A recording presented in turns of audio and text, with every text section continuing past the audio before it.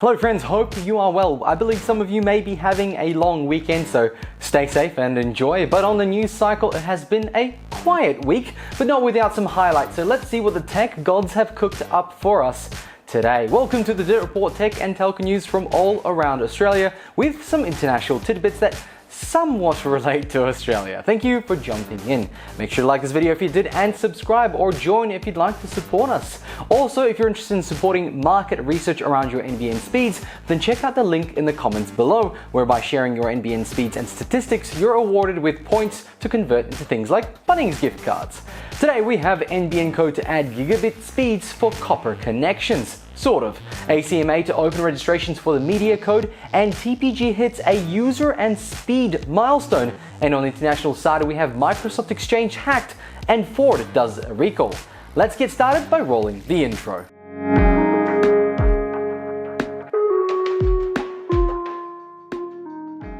In all around good news, this video could be shorter than usual. With that in mind, the other good news is that NBN Co is starting their consultation process to add gigabit speeds to the fiber to the curb technology. And this is absolutely fantastic news. After all, like I said in the past, when the government decided to go to the multi-technology mix route, and at this stage it's too late to judge that particular decision, all they had to do to make it 10 times better is not to include fiber to the node as part of that mix.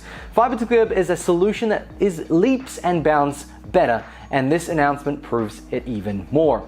For a bit of background and context, what is fiber to the curb? Well, it is a connection type that is used in circumstances where fiber is extended close to your premises and your home, and I mean just down the street, and you end up connecting to a small distribution point unit, a DPU. This would generally be located inside a pit on your street, and so from that pit that has fiber, NBN Co connects to a much shorter copper cable into your home. Ultimately, it means you still use a VDSL modem, but because the copper run is shorter, your download speed, upload speed, and stability are significantly higher, to the point that you can get fiber-like speeds.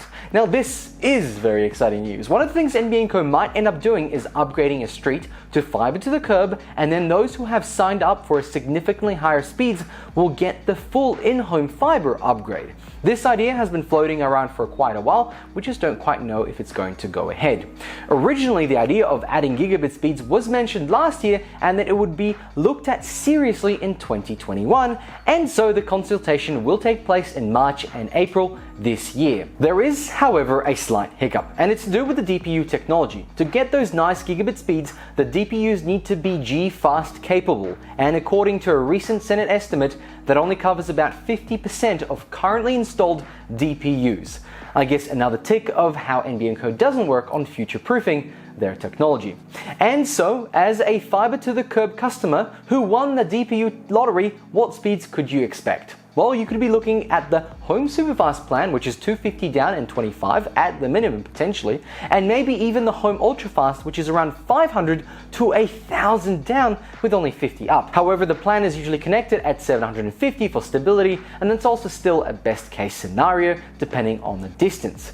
This is a huge win for NBN Co, where they could add a large number of users that could buy higher plans. This is a win-win for everyone, so well done NBN Co. Let's get on it, let's keep going. This is positive, man. However, before all the fun, they need to upgrade the DPUs, and in my mind, they should make fiber to the curb the minimum service type in metro services. Let me know if you are a fiber to the curb customer, and if so, would you upgrade to gigabit speeds if they were available? Let's comment below. And on that note, let's move on. The Murdoch Media Bargaining Code has done quite a bit of damage to the media landscape. However, this week things have started to settle down. Google, of course, has made their deals, Facebook has lifted their ban on media outlets' pages, and the big players have joined the table in discussions for remuneration. This week, the ACMA has announced the opening of the application process for news media companies to be a part of the new Media and Digital Platform Mandatory Bargaining Code. The code in mind is designed to help support the sustainability of public interest journalism in Australia. And while there is a steep eligibility criteria for being a part of this code and getting some kickback, it should help some media companies stay afloat or better. ACMA Chair Narinder O'Loughlin said, "I encourage any news business interested in being registered under the code to carefully read through the eligibility guidelines on our website, and if eligible to apply through our online portal. The ACMA will assess applications and publish details about registered news businesses on its website." On the main page that I have linked below, there is a table with the eligible news businesses who have signed up. So far this table is empty, but maybe in time, when the deals are not done under the table, someone will sign up. In regards to eligibility, there are a few loops to jump through, and while they may seem high for very small independent journalists, it should at least cover 95% of the Australian media landscape. Now, since Google and Facebook have said they will be abiding by this code, it ultimately means the Australian government has won by obviously bringing Google and Facebook to the bargaining table, even after all the threats they made.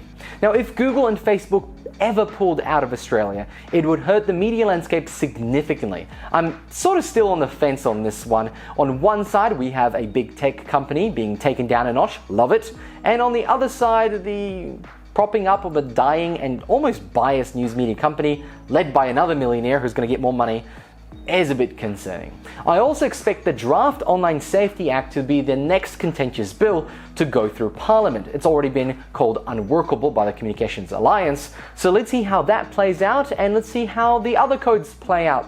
It's a lot of exciting things happening on right now. Stay tuned to this channel to find out more. And let's move on to our next topic. Big thanks to an audience member who sent across some information on this topic. We talked about the Wholesale Market Indicator report a few weeks ago. We saw a decrease in CVC numbers, an increase in 50 down plan signups, great, and another increase in 100 down plans too. What we didn't really talk about is the interesting statistic as to which RSP holds the largest number of those 100 down connections. So in this month's issue of the CommsDay newsletter, TPG is said to be the RSP that holds the most. TPG's 100 down connections skyrocketed by 417,000 upgrades and connections in just 3 months, putting them ahead of even Telstra. In their world, they have 54% of their customers holding the 100 down speed tier. Telstra, on the other hand, is miles behind at only 20%. However, there is a more sinister plot going on here. Due to the way the CVC works and how it directly affects evening speeds and overall network quality, RSPs like TPG and Telstra, who have a lot of money to spare, provide free upgrades to some of their lower speed tiered customers. Why, do you ask? Well, they end up buying this higher tier speed and using that bundled CVC amount to strengthen their overall position in their network. Not every upgrade is actually paid for. Sometimes TPG takes the monetary hit to make sure that they have enough CVC to service their higher end users. And at the end of the day, it's cheaper to give a higher speed to someone who doesn't really need or use it. It gives you some PR points and you get the CVC to backfill the others. Let me know if you're a TPG customer and received a free upgrade or a special deal to go up a speed tier, such as 6 months at your standard rate and get higher speeds. It's time for the international tidbits, so make sure to like this video if you did and tap subscribe or join to support us. Microsoft is again in hot water. The SolarWinds attack just wasn't enough, and so due to a server flaw, since January, Microsoft Exchange servers have been vulnerable and most likely hacked. There has been 4 exploits found in Microsoft Exchange server software that have reportedly led to over 30,000 US governmental and commercial organizations having their emails hacked. According to Microsoft, the vulnerabilities allowed hackers to gain access to email addresses and also gave them the ability to install malware that might let them back into those servers at a later time.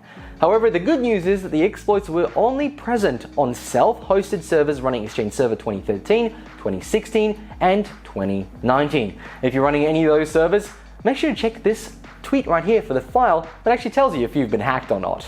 And finally, our last story, and it's a quick one. We covered the new Mustang Mach-E from Ford as a first electric Mustang with very little to do with a real Mustang in regards to the look nor the feel. Well, Ford is recalling dozens of the first Mustang Mach-E deliveries after it discovered loose bolts during the quality checks that are holding up shipments. That's right, it's not just Tesla's QA department that's bad. Ford can't escape that either. However, this recall is not as serious as the Hyundai Kona catching fire series. But 4,000 cars have been affected, and this has delayed another 4,500 deliveries. much more than a dozen. And on that bombshell, it's time to end this episode. Thank you very much for watching. I do appreciate your time. Have a great weekend ahead. Make sure to like this video if you did and subscribe if you'd like to see more. And if you'd like to support us, since the Media Bargaining Code does not, then tap the join button below. Thank you very much for watching. I'll catch you all in another one. Bye!